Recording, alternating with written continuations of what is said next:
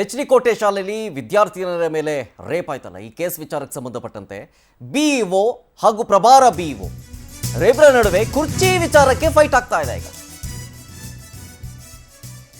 Power TV exclusive ಆಗಿ ಸುದ್ದಿಯನ್ನು ಬಿತ್ತರಿಸಿತ್ತು. H D. ಕೋಟೆ ಶಾಲೆಯಲ್ಲಿ ಏನಾಗ್ತಾ ಇದೆ ಅಂತ. ಪವರ್ ಹೊಡೆತಕ್ಕೆ ಬಿಇಒ ಕಾಂತರಾಜು ಅಮಾನತುಗೊಂಡಿದ್ದ. ಕರ್ತವ್ಯ ಲೋಪದ ಅಡಿಯಲ್ಲಿ ಅಮಾನತು ಮಾಡಿ ಆದೇಶವನ್ನು ಕೂಡ ಹೊರಡಿಸಲಾಗಿತ್ತು. ಈಗ ಅಮಾನತು ಆದೇಶವನ್ನು ಪ್ರಶ್ನೆ ಮಾಡಿ ಕೆಟಿ ಮೊರೆ ಹೋಗಿದ್ರು ಕಾಂತರಾಜು. ಇದೀಗ ಅಮಾನತುಗೊಂಡಿದ್ದ ಬಿಇಒ ಕಾಂತರಾಜುಗೆ ತಡೆ ನೀಡಲಾಗಿದೆ. ತೆರವಾಗಿದ್ದ ಸ್ಥಾನಕ್ಕೆ ಪ್ರಭಾರ ಬಿಇಒ ಆಗಿ ಅನಂತರಾಜುನ ನೇಮಕ ಮಾಡಲಾಗಿತ್ತು. ಆದರೆ ಈಗ ಕಾಂತರಾಜುಗೆ ಅಧಿಕಾರ ಹಸ್ತಾಂತರವನ್ನು ಮಾಡಬೇಕು, ಆದರೆ ಮಾಡ್ತಾ ಇಲ್ಲ ಪ್ರಭಾರ ಬಿಇಒ. ಸೊ ಹಾಗಾಗಿ ಇಲಾಖೆ ಆಯುಕ್ತರ ಆದೇಶವನ್ನ ತನ್ನಿ ಅಂತ ಪ್ರಭಾರ ಬಿಇಒ ಅನಂತರಾಜು ಅವರು ಹೇಳ್ತಾ ಇದ್ದಾರೆ.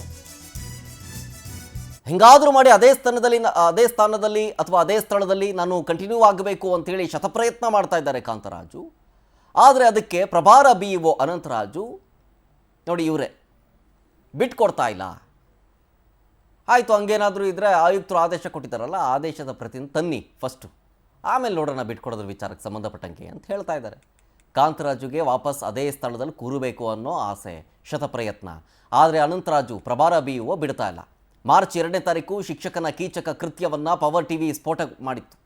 ಮಾರ್ಚ್ 3ನೇ ತಾರೀಕು ಶಾಲೆಯನ್ನು ಬಂದ್ ಮಾಡಿ ಗ್ರಾಮಸ್ಥರು ಆಕ್ರೋಶವನ್ನು ಹೊರಹಾಕಿತ್ತು.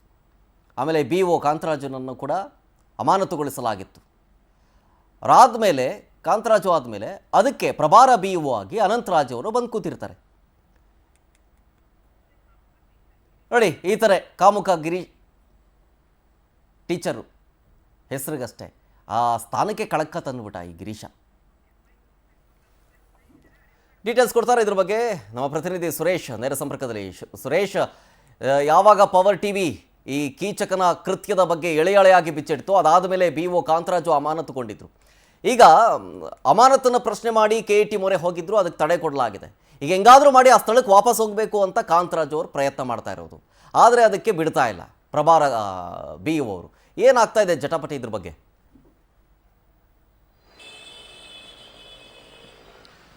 ಶರತ್ತಿನ ಮೈಸೂರಿನ ಎಚ್.ಡಿ. ಕೋಟೆ ತಾಲೂಕಿನ ಕಾಡಂಚಿನ ಗ್ರಾಮದ ಶಾಲೆಯೊಂದರಲ್ಲಿ ನಡೆದಂತ ಲೈಂಗಿಕ ದೌರ್ಜನ್ಯದ ಕಿರುಕುಳದ ಕೇಸನ್ನ ಪವರ್ ಟಿವಿ ವಿಸ್ತೃತವಾಗಿ ವರದಿ ಮಾಡುವ ಮೂಲಕವಾಗಿ 3 ಜನ ಅಧಿಕಾರಿಗಳನ್ನ ಅಮಾನತುಗೊಳಿಸೋದಕ್ಕೆ ಬಹಳ ಪ್ರಮುಖ ಪಾತ್ರ ವಹಿಸಿತ್ತು. ಜೊತೆಗೆ ಕಾಮುಕ ಕೀಚಕ ನೀಚ ಶಿಕ್ಷಕನ ಬಂಧನಕ್ಕೂ ಕೂಡ ಪವರ್ ಟಿವಿ ಆಗ್ರಹವನ್ನ ಪಟ್ಟಿಸಿತ್ತು. ಜೊತೆಗೆ ಆ ಪವರ್ ಟಿವಿಯ ಆಗ್ರಹ ಮತ್ತೆ ವಿಸ್ತೃತ ವರದಿಯ ಬೆನ್ನಲ್ಲೇ ಹುಬ್ಬಳ್ಳಿಯಲ್ಲಿ ನೀಚ ಕೀಚಕ ಶಿಕ್ಷಕ ಗಿರೀಶ್ನನ್ನ ಬಂಧನ ಮಾಡಿತ್ತು.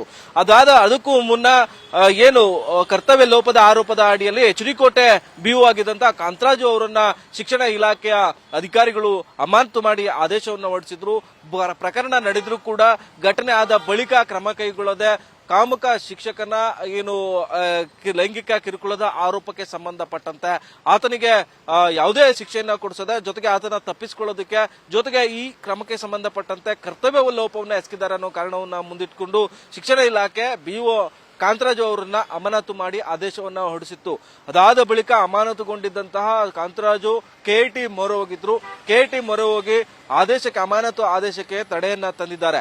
ಏನೇ ಆದ್ರೂ ಕೂಡ ಅದೇ ಜಾಗದಲ್ಲಿ ಮುಂದುವರಿಬೇಕು ಅನ್ನೋ ಒಂದು ಪಟ್ಟನ್ನ ಹಿಡಿದಿರುವಂತಹ ಬಿಇಒ ಕಾಂತರಾಜು ಅವರು ಆ ಒಂದು ಜಾಗಕ್ಕೆ ಮರಳಿ ವಾಪಸ್ ಅದೇ ಚೇರ್ನಲ್ಲಿ ಬಿಇಒ ಆಗಿ ಮುಂದುವರೆದಕ್ಕೆ ಗಿಡದೇವನಕೋಟೆ ತಾಲೂಕಿನಲ್ಲಿ ಶತ ಪ್ರಯತ್ನ ಪಟ್ಟಿದ್ರು. ಅದಾದ ಬಳಿಕ ಇದೀಗ ಆ ತೆರವಾಗಿದ್ದಂತಹ ಅಮಾನತುಗೊಂಡಿದ್ದಂತಹ ಸ್ಥಾನಕ್ಕೆ ಮತ್ತೆ ಪ್ರಭಾರ ಬಿಇಒ ಆಗಿ ಅನಂತರಾಜುವನ್ನ ಮೈಸೂರಿನ ಡಿಡಿಪಿ ಜವರೇಗೌಡ ಅವರು ನೇಮಕ ಮಾಡಿದ್ರು. ನ್ಯಾಯಾಲಯದ ಆದೇಶವನ್ನ ತಂದಂತಹ ಅಂದಿನ ಬಿಇಒ ಆಗಿದ್ದಂತ ಕಾಂತರಾಜು ಅವರು ಈ ನ್ಯಾಯಾಲಯದ ಆದೇಶವನ್ನ ಕೊಟ್ಟು ನನಗೆ ಅಧಿಕಾರವನ್ನು ವಹಿಸಿಕೊಡಿ ಅಂತೇಳಿ ಕೇಳಿದ್ರು. ಆದ್ರೆ ಈ ಸಂದರ್ಭದಲ್ಲಿ ಇಲಾಖೆಯ ಆಯುಕ್ತರ ಆದೇಶ ಇಲ್ಲದ ಹೊರತು ನಾವು ಅಧಿಕಾರವನ್ನ ಬಿಟ್ಕೊಡೋದಕ್ಕೆ ಸಾಧ್ಯ ಆಗೋದಿಲ್ಲ. ಕೋರ್ಟ್ ಆದೇಶ ಇದ್ರೂ ಕೂಡ ಇಲಾಖೆಯಲ್ಲಿ ಮತ್ತೊಂದು ಆದೇಶ ಆಗಬೇಕು ಅನ್ನೋದು ಕೂಡ ಅನಂತರಾಜು ಅವರ ಪಟ್ಟು. ಹೀಗಾಗಿ ಒಂದೇ ಕುರ್ಚಿ ಬಿಇಒ ಕುರ್ಚಿ ಮುಂದುವರಿಯೋದಕ್ಕೆ ಅಗ್ಗ ಜಗ್ಗಾಟ ಮುಂದುವರೆದಿದೆ. ಹೀಗಾಗಿ ಇಲಾಖೆಯ ಆಯುಕ್ತರ ಆದೇಶಕ್ಕಾಗಿ ಕಾಂತರಾಜು ಅವರು ಕಾಯ್ತಿದ್ದಾರೆ, ಜೊತೆಗೆ ಅನಂತರಾಜು ಅವರು ಕೂಡ ಕಾಯ್ತಿದ್ದಾರೆ. ಲೈಂಗಿಕ ಕಿರುಕುಳ ಕೇಸದಲ್ಲಿ ಕರ್ತವ್ಯ ಲೋಪದ ಆರೋಪದಲ್ಲಿ ಅಮಾನತುಗೊಂಡಿದ್ದಂತ ಕಾಂತರಾಜು ಇದೀಗ ಅದೇ ಚೇರ್ನಲ್ಲಿ ಮುಂದುವರಿಯೋದಕ್ಕೆ ಇಲಾಖೆಯ ಸೂಚನೆಗೆ ಕಾಯ್ತಾ ಇದ್ದಾರೆ. ಹೀಗಾಗಿ ಆ ಒಂದು ಬಿಇಒ ಕುರ್ಚಿಯಲ್ಲಿ ಕುಳಿತುಕೊಳ್ಳೋದಕ್ಕೆ ಅಗ್ಗ ಜಗ್ಗಾಟ ಮುಂದುವರೆದಿರ್ತಕ್ಕಂಥದ್ದು. ಶರತ್, ಥ್ಯಾಂಕ್ ಯು ಸುರೇಶ್ ಡೀಟೇಲ್ಸ್ಗಾಗಿ.